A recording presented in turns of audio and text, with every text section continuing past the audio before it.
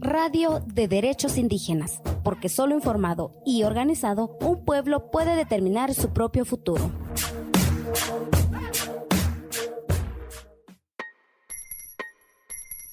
El colonialismo no se ha terminado.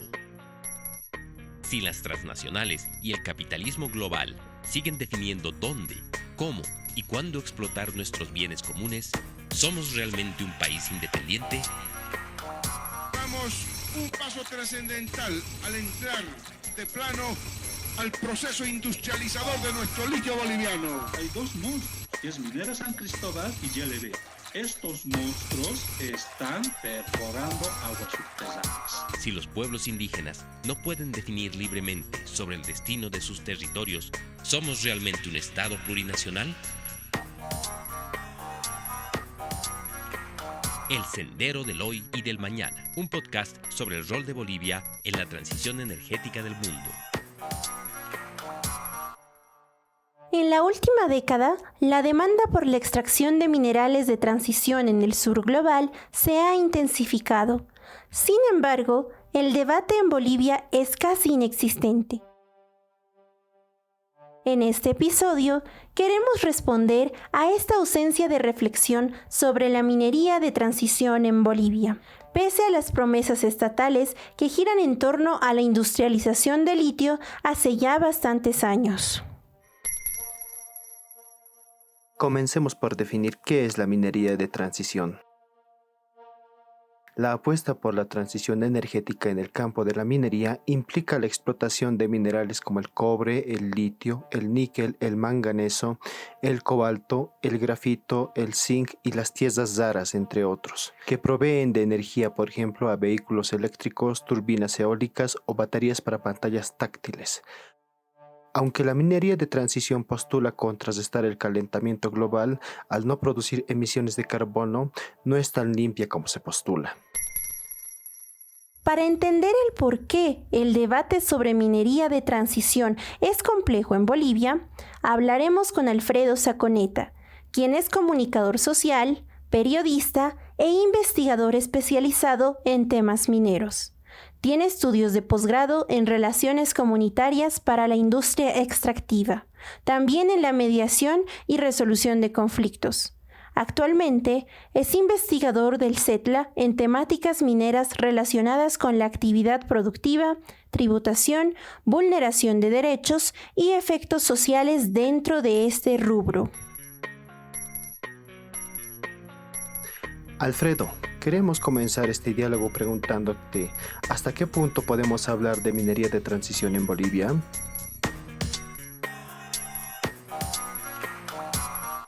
Hablar de transición o de minería para la transición energética todavía es algo desafiante para el país. No tenemos una norma específica que vaya a guiar la política pública que se requiere para esto. Actualmente Bolivia no ha diversificado su producción, seguimos hablando de los minerales tradicionales, pero sin ninguna industrialización. Las actuales leyes, la ley minera particularmente, sigue concentrada en esa minería tradicional que teníamos hasta siglos pasados. Si uno mira lo que pasa particularmente en la explotación de zinc, que es uno de estos minerales que sirven para la transición, veremos que todo el desarrollo de esta explotación se sigue basando en el uso de energía fósil para el equipo, para la maquinaria. Y si no se tiene una normativa que vaya a guiar este proceso, nuestra minería va a ser la misma, donde el factor de contaminación ambiental es latente. Hay que debatir el rol que se quiere jugar dentro de esta meta de transición energética, pero con un rol clave de la minería. No solamente se trata de inaugurar las actividades de nuestra planta de producción de carbonato de litio aquí en Yipia, en Potosí, sino que damos un paso trascendental en la vida económica e histórica de nuestro país al entrar de plano al proceso industrializador de nuestro litio boliviano. Pero entonces, ¿cuánto se ha avanzado en la promesa de transición energética en Bolivia, específicamente en el campo de la minería?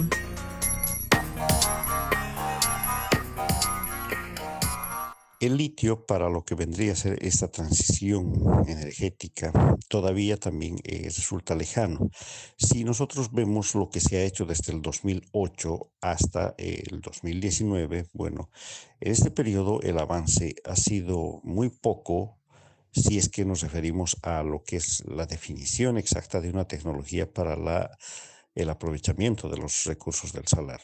El proceso de evaporación lo conocemos, sé que no es el más óptimo para tratar lo que es la salmuera del salar, obtener la materia prima, por el excesivo uso de agua, por el excesivo uso de cal, por el tiempo que tiene que permanecer en las piscinas. Bueno, todavía no tenía dificultades.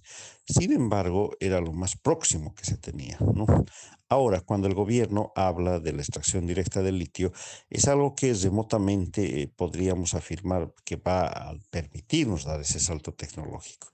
Esto porque la EDL no tiene una prueba fáctica que sirva o que se pueda aplicar a escala industrial. Los trabajos que se están haciendo en el mundo con EDL aún están en una fase de experimentación, en algunas en fase de pilotaje, y en el caso de Bolivia, con un retraso mayor, porque lo que se quiere es que tanto chinos o rusos vengan a descubrir la fórmula que se adecuaría al salar de Uyuni, y tendrán que después descubrir la fórmula que se adecue a Coipasa y la fórmula que se adecue a Pastos Grandes, esto considerando la química de cada uno de estos salares y sus particularidades. A partir del descubrimiento de esa fórmula tendrán que aplicarla a una escala piloto, posteriormente a una escala semi-industrial, y recién vendría la escala industrial viendo los costos según a lo que es la tonelada de carbonato o la tonelada de hidróxido de litio, ¿no? Entonces queda un proceso muy largo. Ahora, mientras este proceso pueda ser identificado, lo óptimo era continuar con el trabajo de piscinas. Esto considerando los 18 meses en promedio que tiene que transcurrir de piscina a piscina en este circuito para obtener la materia prima. El desatino fue dejar de lado esto, que si bien no es la mejor opción técnicamente hablando, era lo que se tenía en Bolivia, era en lo que se ha invertido tiempo, era en lo que se han invertido millones de dólares, ¿no? Y todo este proceso debería continuar muy al margen de seguir investigando los hechos de corrupción que se han señalado en la instalación de estas piscinas. Pero por lo pronto, Bolivia todavía no podría decir que ha entrado a la era de industrialización del litio, más mirando el litio como un recurso estratégico dentro de este proceso de transición. Nuestro rezago continúa. Y agradecemos el trabajo técnico de ILB, porque ha sido una tarea ardua, dura. Ustedes, hermanos del sudoeste aquí de Potosí, son los testigos fieles que nosotros mostramos hechos, realidades y beneficios para el pueblo boliviano.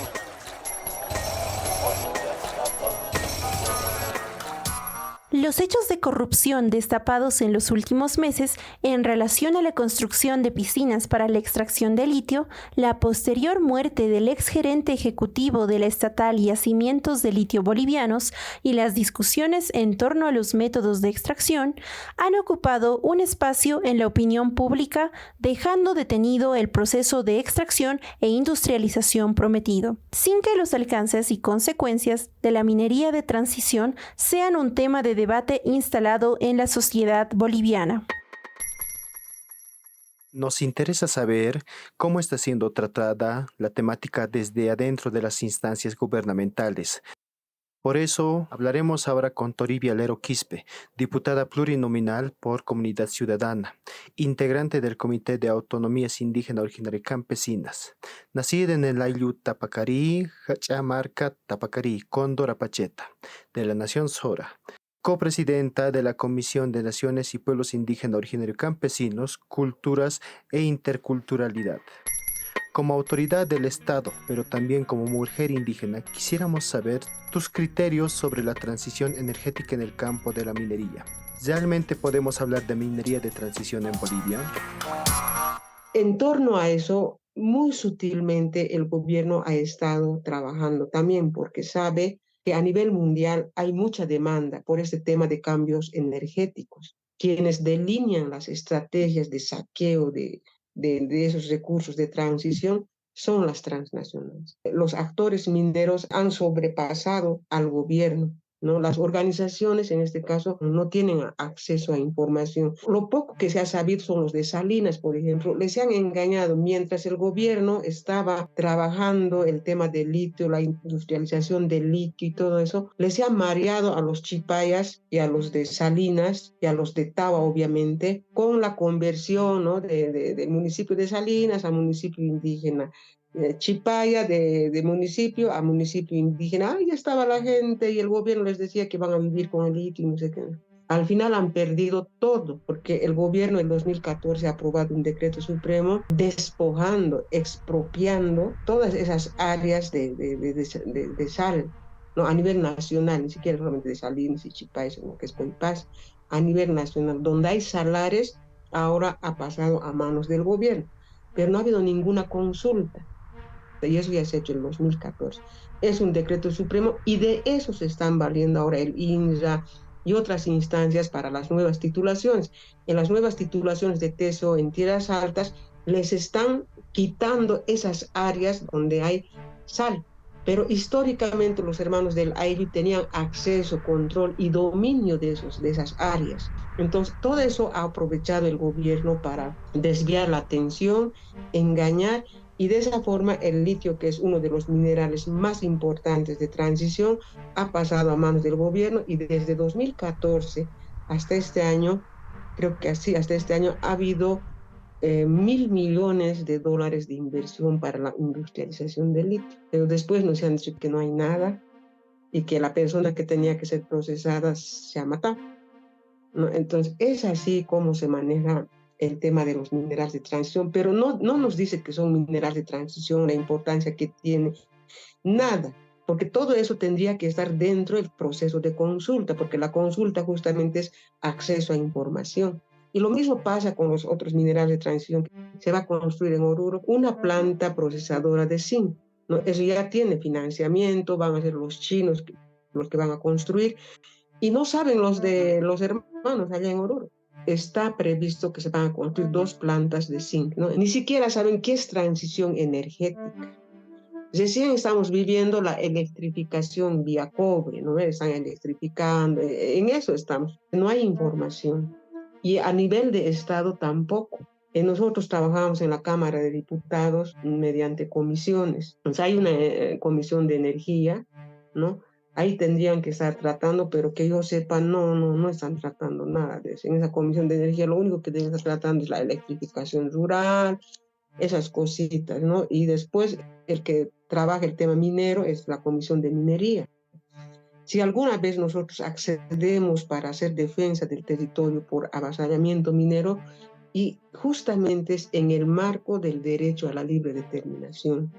Si no hay libre determinación, no hay Estado plurinacional. Entonces, de esa manera hemos entrado a otras cosas, porque de lo contrario, al tema territorio, ¿no? De defensa de derechos indígenas, porque de lo contrario, nuestras peticiones, nuestras fiscalizaciones nos los mandarían a la Comisión de Minería, y de esa comisión nunca van a salir. El gobierno tiene el control de todo ese tema, entonces casi es imposible.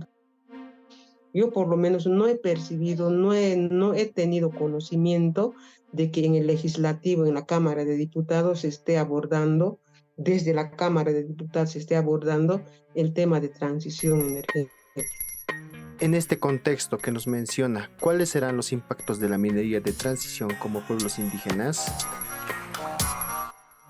Bolivia, sobre todo la parte andina, desde la época colonial se ha caracterizado, ¿no? por tener una economía basada en la extracción de minerales, ¿no? Y uno de los ejemplos así tan objetivos, digamos, es el Cerro Rico de Potosí, ¿no? Se ha sacado la plata y más de 500 años sigue saliendo la plata, pero es el departamento más pobre, no solamente en situación de calidad de vida, así, o la gente empobrecida, sino también en todo sentido. Es una pobreza estructural que vive Potosí. Tantos centros mineros existe ahí, entonces han contaminado sus ríos, y como no había esas veces derechos, la gente lo que ha hecho es irse. O sea, ha habido desplazamientos que no está registrado seguramente. Pero con el tiempo han vuelto esa gente a esas resistencias por eso y ven su territorio totalmente devastado, pero hay esa sobrevivencia. Si en esas épocas y hace 20 años han pasado eso, imagínate ahora que la nueva era, ¿no? Para la energía, para las nuevas energías por el tema de cambio climático y todo, son los minerales de transición. Y nuestros países, particularmente Bolivia, ha sido tan irresponsable con el tema minero y sigue siendo irresponsable.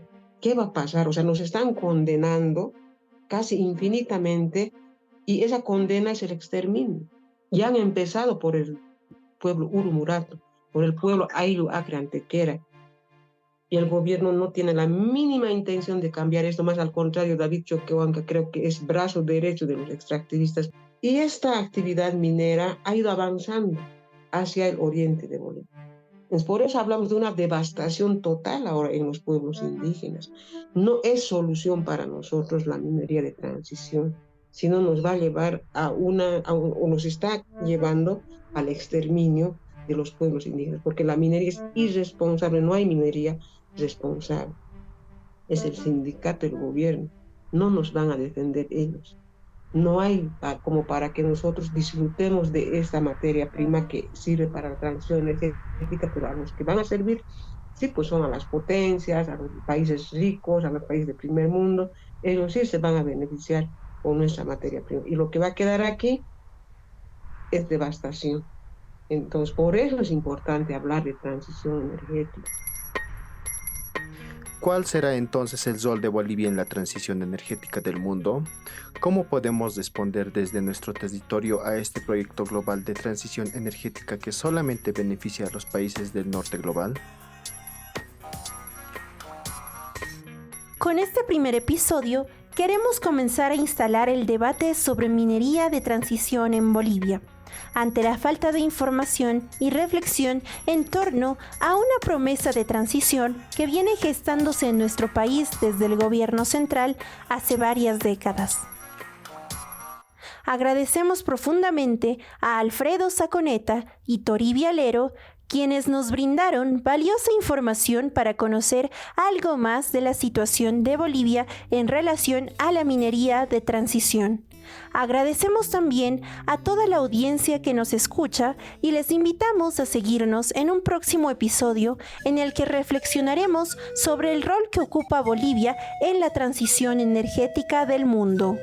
Hasta una próxima ocasión. Somos Canapucara, medio comunitario. Cuéntenos qué desea escuchar sobre derechos de pueblos indígenas. Búscanos en Facebook y Twitter como CSORG72.